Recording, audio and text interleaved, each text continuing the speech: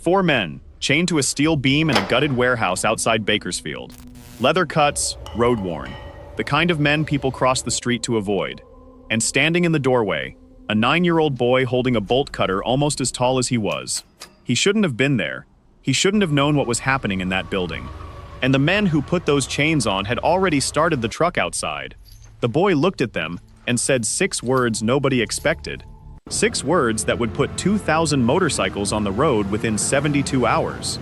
What that child did next, and what it cost him, is why they're still riding. Before we ride into this, I want to know who's out here with me tonight. Drop your city in the comments. Just the town? Just the state? Tell me where you're watching from, because the people in this story came from 4 counties and 11 clubs and a church group on scooters, and not one of them knew each other before that week. They showed up anyway. So let's do the same thing. Say where you're from, and read a couple of the other names while you're down there. You'll be surprised who's sitting in the dark with you. And if you believe a 9-year-old should never have to be the bravest person in the room, hit subscribe before we start. The man in this story is counting on you forgetting his name. So, where you at? All right, let's go. Because on a Wednesday night in the fall, in a town of 4,000 people that the highway had already given up on, 4 men on motorcycles stopped for gas. They had 300 miles left to ride for a friend who died that spring. They never made it out of the county. There's a stretch of California where the map goes quiet. You come down out of the pass with the radio hissing static, and the land opens up flat and pale and endless, and for a while you don't pass anything at all. Then the speed limit drops, and there's a sign with a bullet hole through the O, and it says, Kern Hollow, population 4,100. That number is a lie now. It was true once, back when the interstate hadn't been rerouted yet, back when everything moving between Bakersfield and the coast had to come through here.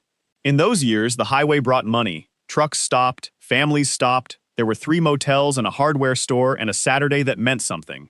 Then they built the bypass 11 miles north, and the highway stopped bringing money and started bringing dust. You can see it if you drive down Main. There's a diner on the corner with a chrome trim that somebody polished every morning for 30 years. And the windows are papered over now from the inside, and if you cup your hands and look through a tear in the paper, you can still see the stools bolted to the floor. Nobody took them out. Taking them out would have meant admitting something. There's 1 gas station left, 2 pumps, a cooler that hums too loud, a woman behind the counter who knows every vehicle in the county by the sound of it. If you're not from there, she knows that too. She knows it before you open the door. And there's a church at the end of the road with a sign out front where the letters have gone soft and peeling in the sun, and the message has been the same for 4 years because nobody can afford the replacement letters. It says, all are welcome. I want you to hold on to that. All are welcome. It's still up there. You can drive out and read it yourself. Kern Hollow isn't a bad town. That's the thing people get wrong. It's a tired one. It's a town where everybody knows everybody's business, and nobody asks about it. Where people are kind in small ways and quiet in the ways that matter, where the hardest thing anyone does is mind their own. And in the fall of that year, in a place where nobody looked too hard at anything, 4 men on motorcycles stopped for gas. Before we go any further, this story only exists because ordinary people refuse to look away. If you believe a child should never have to be braver than the adults around him, hit that subscribe button. The people who let this happen were counting on nobody paying attention. 2 miles east of that church, where the county road gives up on being paved and turns to packed dirt and gravel, there's a trailer sitting up on cinder blocks with a hand-built porch off the side. The porch is better than the trailer. Somebody cared about that porch. That's where Eli Whitfield lived. He was 9 years old that fall. 90 pounds soaking wet, a cowlick that no amount of water would lay flat, and a habit of looking at the ground when adults talked to him that people mistook for shyness. It wasn't shyness. He was listening. He'd learned early that if you keep your eyes down, people forget you're there, and they say more. He lived with his grandmother, Vernice Whitfield, 68, 31 years at the packing plant before her hands gave out, and she'd raised 1 child in that trailer and was now raising a second. She didn't complain about it. Not once, not to anybody, and there were people in that county who tried to get her to. Eli's mother was gone. I want to be careful with that word, because Eli was careful with it. She wasn't dead. People in town sometimes said it like she was, lowered their voices, went soft around the edges, and every time they did, Eli corrected them. Quietly, without heat. She's not dead. She just isn't here. He was 9, and he already understood that those are two different kinds of missing, and that only one of them leaves a door open. He kept that distinction, the way some kids keep a lucky stone in their pocket. Here's what I can tell you about Eli Whitfield, and I'm not going to tell you he was a special child, because everybody says that afterward, and it flattens people into something they weren't. I'm going to tell you what he did. There was a dog, gray-brown, mostly ribs, a mutt that showed up sometime that summer and lived under the neighbor's boat trailer. Nobody fed it. Eli fed it. Not scraps either. Vernice ran a tight kitchen because she had to, and there weren't scraps. He fed it out of his own plate, half of whatever he had, carried out in a jar lid, every evening, for 4 months. He never named it. He told his grandmother that if you name something you have to keep it, and he couldn't keep it, so he wasn't going to name it. There was the road to school. There were 2 ways to walk it. The short way took 11 minutes and went past the culvert, where 3 older boys waited most mornings and took whatever was in his lunch sack. The long way took 35 minutes and went around the back of the equipment yard. Eli walked the long way. Every day, for most of a year. He got up in the dark to do it, and he never told his grandmother why, because she'd have gone down there, and he knew exactly how that would go for her afterward. And there was the phone. A little scuffed flip phone, older than he was, and Vernice's one unbreakable rule. It stays charged, and it stays on you. He was 9 years old, and he charged it every single night, without being asked. On the wall of that trailer, above the couch, there's a photograph from 1974. A group of men, motorcycles, somebody's arm slung over somebody's shoulder. Eli's grandfather is the second from the left. Eli had never once asked about it. Now let me tell you about the 4 men, and let me tell you about them the way the county saw them, because that's the only honest way to start. The oldest was 61. Everybody called him Bishop. Halloran was the name on the paperwork, and the paperwork was the only place it ever appeared. 38 years a welder before his lungs and his heart made the argument for him. 3 stents in his chest, a bottle of pills in his saddlebag he was supposed to take twice a day, and took maybe once. Vice president of the club. Big hands, gray beard down to the second button, and a face that had been broken and reset at least twice by people who'd wanted to make a point. If you met him in a courtroom, you'd have assumed he was the defendant. The second was Dutch Vandermeer, 44. He kept the books. Every club has one man who understands spreadsheets, and Dutch was it. Quiet to the point that people found it unsettling. A man who could sit through an entire meal without contributing a sentence. There was a daughter in Reno he hadn't spoken to in 6 years. Not because of a fight. Because of a silence that got longer until it got permanent, and every year it got harder to be the one who broke it. He carried her school photo in his wallet, the one from when she was 11, and it had gone soft at the corners from handling. The third was Amos Pike, 38, and I'm not going to soften him. He had a temper that arrived faster than his judgment could catch it. 3 assault charges on his record, all 3 dismissed. Witnesses who wouldn't testify, bar fights where nobody could agree who swung first. But dismissed isn't the same as didn't happen, and Amos would have told you that himself. He was the one the other 3 watched. He knew it. It ate at him. And the 4th was Kovalenko, 52. Everybody called him Winch, and nobody outside the club could tell you why. He was the one people looked past. Medium build, medium voice, sat at the end of the table. New members took months to figure out that when Winch finally said something, the other 3 stopped talking. He had a patience in him that was closer to something geological than human. They were 300 miles into a memorial run that fall. A brother of theirs had died the previous spring. Cancer, ugly and fast, and his last request was that somebody ride the route he'd never gotten to finish. So 4 men were riding it. That's all. That's the entire reason they were anywhere near Kern Hollow. Their fuel gauges came up short around 10 at night, and there was exactly 1 gas station open in 40 miles. Now, I want you to be honest with yourself for a second. If you saw these 4 men pull into your gas station at 10 at night, the leather, the noise, the beards, Amos's arms, Bishop's face, what would you think? Don't answer fast. Sit with it. Hold that thought. Because the people of Kern Hollow thought the same thing. And it is the reason that nobody, not one single person in that entire county, came looking for them. There was a man in that county who had spent 12 years learning exactly how much a person like that is worth. His name was Rendell Bose, 47 years old, a deputy with the county sheriff's office, and by every measure that gets written down, he was a good one. Clean file. Commendation for a water rescue in his 4th year. Coached his son's baseball team 2 seasons running. Went to the church with the peeling sign. And somewhere around year 6, Rendell Bowes figured out a thing about the law that most people never have to learn. Under civil asset forfeiture, a police officer in this country can seize property he suspects is connected to a crime, and he does not have to charge anybody. He doesn't have to convict anybody. The property itself is what stands accused. To get it back, the owner has to hire a lawyer, file in civil court, and prove a negative, usually in the county where it was taken, usually against the department that took it, which means the whole thing only works on people who can't afford to fight.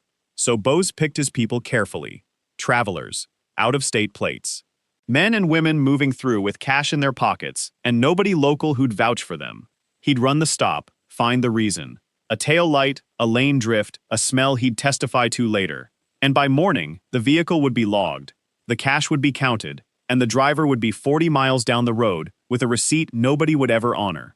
The bikes and the trucks didn't stay in county custody long. Bowes had a cousin with a salvage yard 2 counties over, and the paperwork on a forfeited vehicle is a short document with a lot of blank space in it. 11 times. Over 6 years, he did it 11 times. Not one complaint, not one civil filing, not one phone call from a lawyer, because the people he chose don't have lawyers, and Rendell Bowes had gotten very, very good at choosing. Bishop paid for the gas. Cash, $41, and he tipped the woman behind the counter 4 of it. Dutch checked the oil on Amos's bike because Amos never did. Amos was arguing about the route, loudly, the way he argued about everything. And 100 yards down the road, sitting in an unmarked Crown Victoria with the engine off and the lights dark, Deputy Rendell Bowes picked up his radio and said 4 words. "We got 4 tonight." They made it 4 miles. The lights came up behind them on the county road past the grain silos, and Bishop did what he'd done 100 times in 40 years of riding. Signaled, slowed, pulled onto the shoulder, put both hands on the tank where they could be seen. The other 3 fell in behind him. Nobody said anything. There's a protocol to this that men like them learn young, and it is entirely about being boring. Bowes took his time getting out. He always did. He walked the line of bikes with a flashlight, stopped at Amos's, and said that the rear plate lamp was out. It wasn't out. Dutch had checked that bike 20 minutes earlier under the fluorescents at the pump, but there is no version of that argument that a man wins on a dark road at 10:40 at night, and Dutch knew it, so Dutch said nothing. Then Bowes said he smelled something. That was the whole thing. That was the entire legal architecture. A deputy says he smells something and the road belongs to him. A second unit came in from the north, Bowes' regular, a younger deputy who did what he was told and asked nothing. They were separated fast and professionally. Bishop to the front bumper, Dutch to the ditch side, Amos face down in the gravel because Amos said one sentence too many, and Winch standing perfectly still with his hands already behind his head before anyone asked. Cuffs. All 4, wallets, phones, keys into a plastic bin. A flatbed came up the road within 20 minutes, which tells you it had been called before the stop ever happened. And then Bowes didn't take them to the county jail. He took them 14 miles out to Rudder Road, to a decommissioned packing warehouse that hadn't processed a crate of anything since 2009. Chain link, sagging, a loading bay with the door half up. Here's what I want you to understand about Rendell Bowes in that warehouse. He wasn't angry, he wasn't nervous, he wasn't performing. He sat on the edge of a pallet jack with his elbows on his knees, like a man explaining a warranty, and he laid the whole thing out. The bikes were going to be logged as suspected proceeds. The cash was going to be counted and entered. In the morning, a vehicle would take them out to the state route and let them out. 40 miles from anywhere. No phones, no money, no ride. They could file if they wanted. He told them where the courthouse was. He told them the filing fee. And he said the last part, almost gently. Nobody's going to believe you. Look at yourselves. Bishop had been listening to that whole speech with his back against a steel support beam, and somewhere in the middle of it, something went cold in him, and it took the other 3 another full minute to catch up to what he'd already worked out. Bowes had told them his name. He'd told them the operation. He'd told them the courthouse and the filing fee and the county he'd sell the bikes in. Men who intend to let you go do not tell you that much. If a man with a badge doing this to anyone, biker, trucker, teacher, doesn't matter, makes your blood run cold, type "not above the law" in the comments right now. Rendell Bowes got away with this 11 times because nobody said a word. Let's not be the quiet ones. The chain came off a spool by the loading bay. Logging chain, 3/8. The kind that holds a load of timber down a mountain grade. They ran it around the support beam and through the 4 sets of cuffs and closed it with a padlock, and then the deputies walked out, and the loading door came down, and the sound it made going down was the loudest sound any of those 4 men had ever heard. No windows in that building. None. When the door sealed, the dark was total. Bishop felt it start in his jaw first.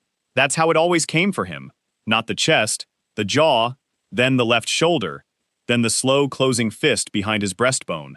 His pills were in a saddlebag on a flatbed 20 miles away. He put his head back against the beam and worked on breathing slow and shallow, and told nobody. Amos screamed. He screamed at the door, at the deputies, at God, at the other 3, at nothing. He threw himself against the chain until the cuffs opened the skin on both wrists and kept going after that. It lasted almost 2 hours, and then his voice broke and went out from under him, and there was nothing left, and he slid down the beam and sat in the dirt breathing like a runner. That's when they heard Dutch Vandermeer, who could go a whole day without speaking, was praying. Not loudly, just the low, steady murmur of a man saying words he'd learned somewhere a long time ago and hadn't touched since. It surprised Amos. It surprised Bishop. It surprised Dutch most of all. And Winch said nothing, not one word, that entire night. He had gotten his belt buckle worked loose in the dark, and he had found the weakest link in that chain by feel alone, and he was going to work on it, steel on steel, hour after hour, until the metal took the skin off 2 fingers and then a third, and he kept going, because it was the only thing in that building anyone could do. Somewhere past 3 in the morning, Bishop said, out of nowhere, that his granddaughter turned 6 on Saturday. He said he'd bought her a bike, purple, streamers on the handlebars. It was sitting in his kitchen with a bedsheet over it so she wouldn't see it early. He said he'd never missed one.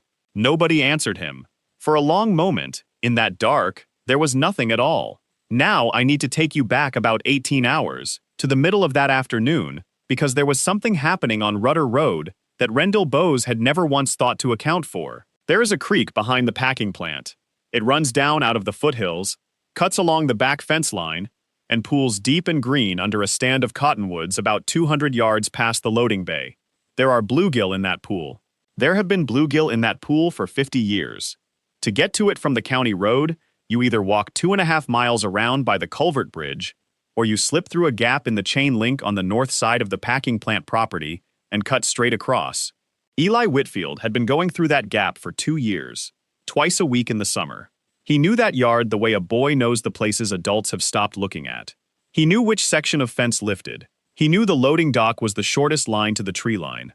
So on that Wednesday afternoon, on his way to the creek with a coffee can of worms and a spool of line, Eli heard a man screaming inside a building that had been empty his entire life. He stopped. He stood in that yard in the heat with the can in his hand and he listened. He was 9 years old, and everything in him said go home. He went to the creek. He sat there for 2 hours and didn't catch anything, and didn't try very hard. And then he walked back through the yard, and he stopped again at the loading bay, and he listened again, and this time there was nothing at all, which was somehow worse. He didn't tell his grandmother. I want to be honest about why. It wasn't bravery. He wasn't allowed on that property, and telling her meant admitting 2 years of cutting through it, and he was 9, and that arithmetic makes perfect sense when you're 9. But he didn't sleep either. Somewhere around 11 that night, he got up. He didn't wake Vernice. He went out to the shed with a flashlight, and he took down the bolt cutters that had hung on the back wall since before he was born. They were his grandfather's. 36 inches, forged jaws, red grips gone pink from the sun. His grandmother had told him exactly once, in the flat voice she used for rules that had no appeal, that he was never to touch them. He had never touched them. He carried them 1.5 miles in the dark. He had to stop twice and switch shoulders. He came in through the gap in the fence he'd used 100 times, crossed the yard, and found the loading door. He got underneath it where the rubber seal had rotted through, and he pushed it up 11 inches with his back until he could roll through, and then he stood up in the dark of that warehouse with a flashlight in one hand and 36 inches of steel dragging from the other. 4 men who had not seen light in 9 hours turned toward him. He stood in that doorway, 90 pounds, 1 shoe untied, holding a tool he could barely lift. 4 grown men, chained, bloodied, staring at him. And Eli Whitfield said, "Don't be scared. I'll help you." He tried the chain first. Of course he did. He got the jaws around a link and leaned his whole 90 pounds onto the handles, and the steel didn't even mark. Hardened logging chain doesn't care about a boy. He tried it 3 times, 4, and his hands slipped and he sat down hard in the dirt. And that was when Winch Kovalenko spoke for the first time in 9 hours. He told the boy to forget the chain. He told him to bring the light over to the bottom of the beam. Down at the base, where the chain had been passed through a bolted anchor plate, there was a hasp. Mild steel, 1/4 inch, weathered for 15 years. Winch talked him through it. Set the jaws deep, not at the tip. Put your foot on the low handle. Use your weight, not your arms. Rest when your hands shake, because shaking hands slip, and you've only got the 22 minutes. That's how long it took. Winch counting him down through every bite of the jaws in a voice like a man reading a grocery list, because panic is contagious and calm is too, and the whole time, Bishop Halloran was going gray. Amos could hear it in his breathing and couldn't reach him. The hasp gave with a sound like a dropped wrench. They came out of that building at 1:15 in the morning, and Bishop went down on his hands and knees in the gravel and stayed there. And then Eli refused to come with them. He said it fast, because he'd been thinking it for 22 minutes. Bose knew his grandmother. Bose had been to their trailer twice. If a 9-year-old vanished the same night 4 bikers did, it wouldn't be Eli who paid for it. It would be a 68-year-old woman on a fixed income in a trailer on cinder blocks 2 miles from town.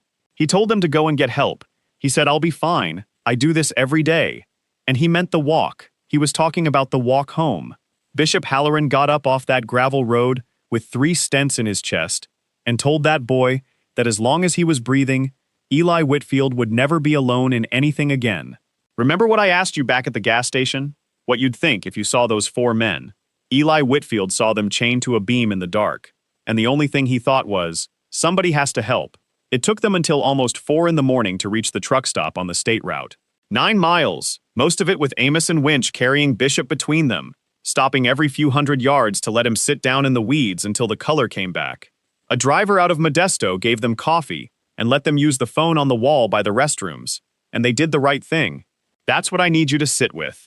4 men who had every reason in the world to distrust the system did exactly what the system tells you to do. They called it in. They gave names, times, the location of the building, the deputy's name, the plate on the flatbed. Dutch spelled everything twice. They called the county, which meant the call went to Bose's own dispatch. The report was logged at 4:11 that morning. It was routed at 4:20. It was reviewed, annotated, and closed as unfounded at 5:38. 1 hour and 27 minutes after 4 men reported being chained to a beam in an empty building. No one drove out to Rudder Road to look. No one had to, because Rendell Bose had already been there. He'd gone back at 3 in the morning. He found the loading door lifted. He found the cut hasp lying in the dirt, and in the dust beside it, clear as a signature, he found a partial footprint about 7 inches long, a child's. And this is the moment the whole thing turns, so stay with me. Because from that instant forward, Rendell Bose stopped hunting 4 bikers. 4 bikers had nothing. 4 bikers were a story nobody would believe, and he'd built his entire operation on that fact. The boy was different. The boy was local. The boy had a grandmother, a school, a name, and a footprint in the dirt of a building Bose had no legal reason to be using. The boy was the only witness who could ever be believed. So Bose sat down at a desk before the sun came up and began building a file. Trespass on county-leased property, willful destruction of a county asset, and a third line, typed carefully. In the flat language these things are always written in. Aided in the escape of 4 detained subjects. He wasn't going to make the boy disappear. He was going to make the boy not credible. Right now, Rendell Bose is sitting at a desk writing a report designed to destroy a 9-year-old's life to save his own. If you think that's the lowest thing a person can do, hit that like button. It costs you nothing, and it tells YouTube to put this story in front of more people who will never let him be forgotten.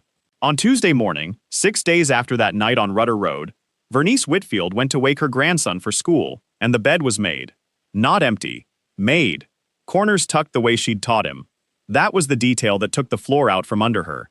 Because a boy who runs out the door doesn't make his bed, and a boy who's taken doesn't either. She called the school. She called the neighbor with the boat trailer. She walked the county road to the culvert bridge and back in house shoes. and at 11:40 that morning, she drove into town and reported her grandson missing. The county took the report. I want to be precise about what that means, because on paper, everything was done correctly. A form was filled out, a description was entered, a file number was assigned, and then, functionally, nothing. No canvas, no dogs, no press release. A single unit drove the county road twice that afternoon with the windows up. And when the question came up in the office of who would coordinate the search, who would be the point of contact, the one who fielded the calls and organized the volunteers and kept the grandmother updated, Deputy Rendell Bose volunteered. He was, after all, the man who knew the property best. Day 2, a man walking his dog found the bolt cutters in the drainage ditch a quarter-mile east of the trailer. 36 inches, red grips gone pink. They were logged and photographed and set on a shelf. Day 4, a woman driving out to the equipment yard saw something white in the tall grass by the fence line and pulled over. One sneaker, size 4, laces still tied, and that was all. 11 days, and after that sneaker, there was nothing else. No sighting, no call, no ransom, no body. A boy who fed a stray dog out of his own plate and walked 35 minutes to school to avoid 3 older boys had simply stopped existing in the record of the world. Bishop Halloran heard about it on day 3. He was 200 miles away, sitting in a cardiologist's waiting room with a paper gown folded on the chair beside him and a procedure scheduled for the following morning. He stood up. He walked out without seeing the doctor, and he made one phone call. By that night, 60 motorcycles were parked outside a trailer in Kern Hollow, and Vernice Whitfield opened her door to the last people on Earth she ever expected to see. 60 on day 4, 400 by day 6, because Bishop's one phone call became 40 calls, became a message forwarded through channels that don't have names, and it moved through the writing world the way weather moves. 1100 by day 8, 11 different clubs, some of whom had not stood in the same parking lot in 20 years without incident. Independents who belonged to nobody. A veterans riding group out of Fresno that showed up with radios and topographic maps. And a church group from 2 counties over, 19 people, most of them past 60, on scooters. By day 11, there were more than 2,000. And running the whole thing was a woman named Delphine Arsenault, who managed a supply depot for 30 years and had never ridden a motorcycle in her life. She set up in the corner of a Denny's parking lot with a folding table, a dry erase whiteboard, and 4 cell phones, and she gridded 4 counties into squares and would not release a square until somebody signed for it. And now it's 5:40 in the morning on day 11, and you're standing in that lot. It's cold. Your breath shows. There are 2,000 engines idling and nobody's revving, because Delphine asked them not to. Sound carries out there, and a boy might be calling. Somebody's handing out water from the back of a truck. A drone comes up over the tree line, and everybody watches it go. Delphine reads out the squares. Voices call back. Kickstands come up in waves you can hear from a quarter-mile off. 2,000 people who have never met Eli Whitfield are about to spend another 14 hours looking for him. And somewhere in the middle of that lot, a quiet man with 3 ruined fingers is looking at a map, and not at his assigned square. Here is what nobody in that parking lot knew. Rendell Bose never took Eli Whitfield. He never touched him. He never went near him. That's the part that still stops people cold when they hear it, because we want the shape of these stories to be simple. A villain, a van, a locked room. That's not what happened. Bose's plan was never kidnapping. Bose's plan was paperwork. He wanted the boy discredited, not gone. A 9-year-old with a trespass charge and a destruction of property charge on a county file is a 9-year-old no district attorney will ever put on a stand. That was the whole design. Quiet, legal, and permanent. He just made one mistake. He sent a deputy out to the trailer on the Thursday, 2 days before Vernice woke to a made bed, to serve notice and ask some questions. And that deputy stood on that hand-built porch and said, in the voice adults use when they want a grandmother to understand the seriousness of a situation, that her grandson was in serious trouble, that there would be charges, that there could be costs. He said it on the porch, with the window open, and Eli Whitfield was 9 years old, sitting on the floor inside with his back against the wall, listening the way he'd always listened, head down, invisible, hearing everything. Understand what a 9-year-old does with that information. He doesn't know what a misdemeanor is. He doesn't know that a public defender exists. He knows 2 things, that he did something, and that his grandmother is going to pay for it. He knows that trailer sits on cinder blocks and that she counts change at the register. He'd heard her on the phone about the property tax in March. He'd heard everything, for years. So on Monday night, he packed a school backpack. He took a jar of peanut butter, a sleeve of crackers, 2 apples, a spool of fishing line, a lighter, and his grandfather's jacket that hung by the door. He made his bed, and he walked east, out past the equipment yard, past the culvert, up into the Sequoia foothills, because that was the one direction where nobody could send him a bill. 11 days, alone, 9 years old. And this is the thing I need you to hold on to, because it's the whole heart of it. The horror in this story isn't that a monster took a child. It's that a child was so frightened of what a man with a badge was going to do to the only person who loved him, that he chose the wilderness instead. Winch Kovalenko never took his square. He'd been standing in that lot listening to Delphine read out the grid, and he'd been thinking about something else entirely. He'd been thinking about a boy who told 4 chained men, "I'll be fine, I do this every day," and meant a walk. A boy who fished. A boy who knew one creek so well he'd worn a path through a fence to reach it.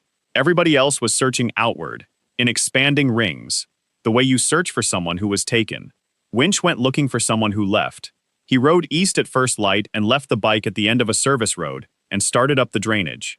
Not the creek itself. The creek was full of people by then. It had been swept twice. He worked the culvert that fed it, the dry one, the one that runs up under the old irrigation cut and climbs into the foothills through country too tight for a horse and too steep for a drone to see under. He was 52 years old, with 3 fingers still bandaged from a chain, and he walked that drainage for 4 hours with nobody assigned to him and nobody expecting anything.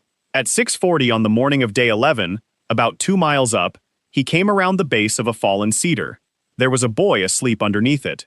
He'd built himself a lean-to out of the branch fall and a windbreaker.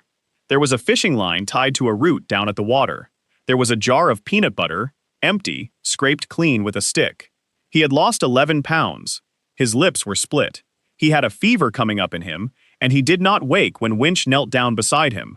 Winch Kovalenko, the quiet one, the one everybody underestimated, the man who hadn't said a word for 9 hours in a dark warehouse, sat down in the dirt next to that cedar and made a sound that the men who found him 20 minutes later would never describe to anybody.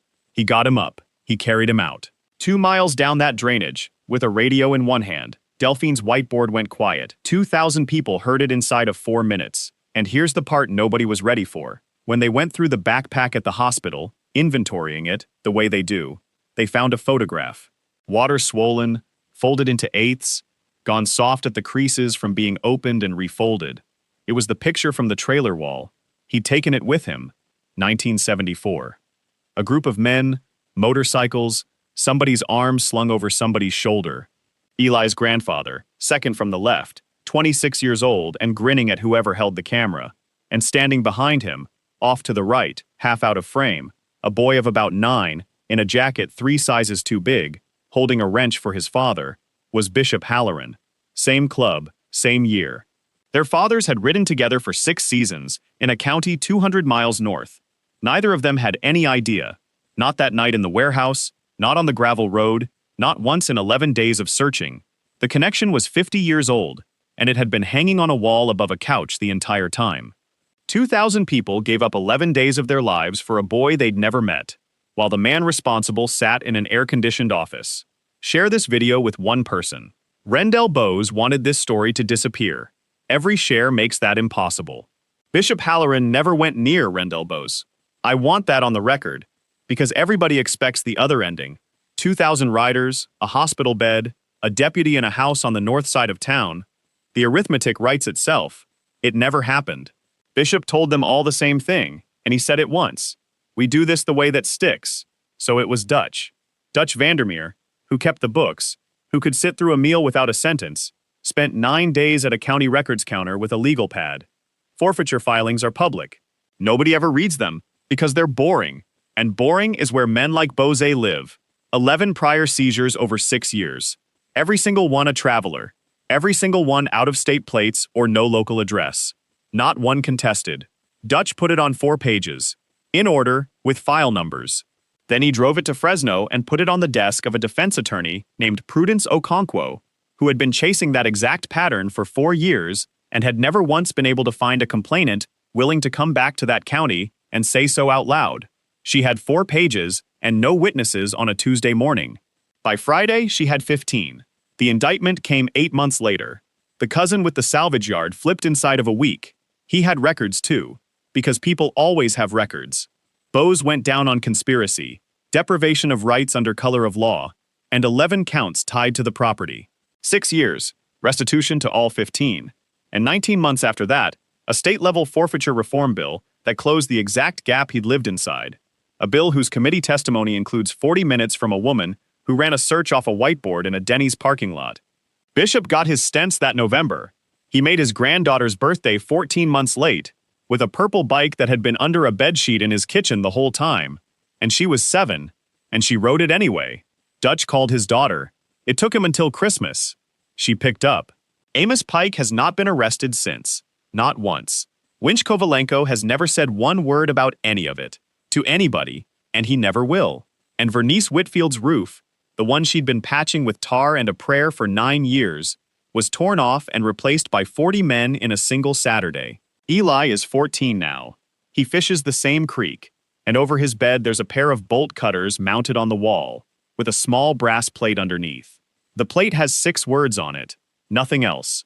No date, no name, no explanation. His grandmother had it engraved at a trophy shop in Bakersfield for $11, and when the man behind the counter asked her what it was for, she said it was for her grandson, and left it there. 2,000 riders went looking for a boy who thought he was worth less than a trailer roof. Think about that sentence for a second, because it's the true one. He didn't run because he was frightened of the dark, or of a man, or of jail. He ran because he had done the math the way children do it, in whole numbers, with no mercy in it, and decided that the cheapest thing to remove from his grandmother's life was himself. They found him under a cedar tree 11 days later, and not one of those 2,000 people has ever called it heroic. Ask any of them. They'll shrug, and look somewhere else, and change the subject. They call it what it was. Somebody had to go and look, so they went and looked. He said it first. Don't be scared. I'll help you. 4 men in chains heard a 9-year-old say that in the dark, in a building nobody was coming to, in a county that had already decided what they were worth, and every single one of them has spent the rest of his life trying to earn it. If you believe the badge should protect people instead of hunt them, comment, "I ride for Eli." Subscribe, because there are more stories like this one, and the people in them are counting on somebody remembering. I'll see you on the next ride.